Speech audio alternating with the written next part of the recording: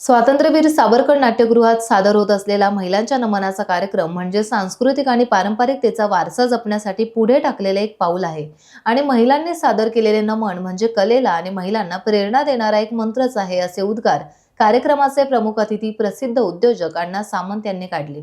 यावेळी व्यासपीठावर नमन सम्राट, लेखक, दिग्दर्शक यशवंत वाकडे, निर्माता आणि मंडळाचे अध्यक्ष साईनाथ नागवेकर, गणेश सरवणकर, वासुदेव वाघे, शरद गोळपकर, श्रीमती नलावडे, प्रवीण सावंत देसाई, सागर मायगंडे, संजय मिस्त्री आदी मान्यवर उपस्थित होते।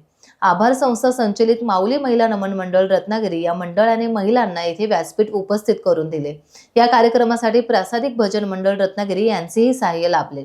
अनेक कलाकारांच्या सहभागातून झालेल्या या सादरीकरणाचे सर्वत्र आता कौतुक होत आहे।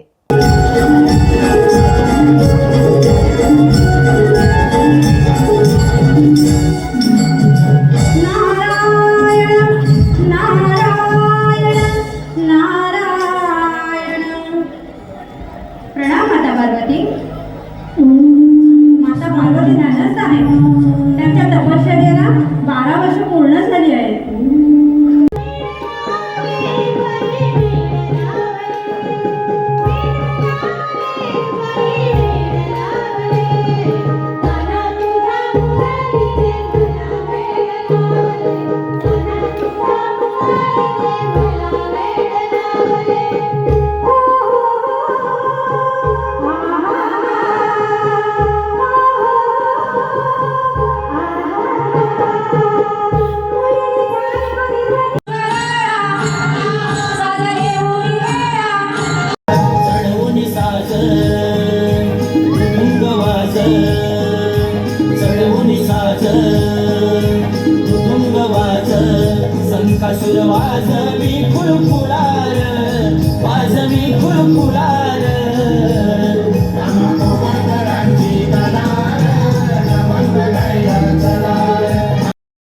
टाइम्स डिजिटलला लाईक करा, शेअर करा, सबस्क्राईब करा आणि बेल आयकॉन दाबायला विसरू नका।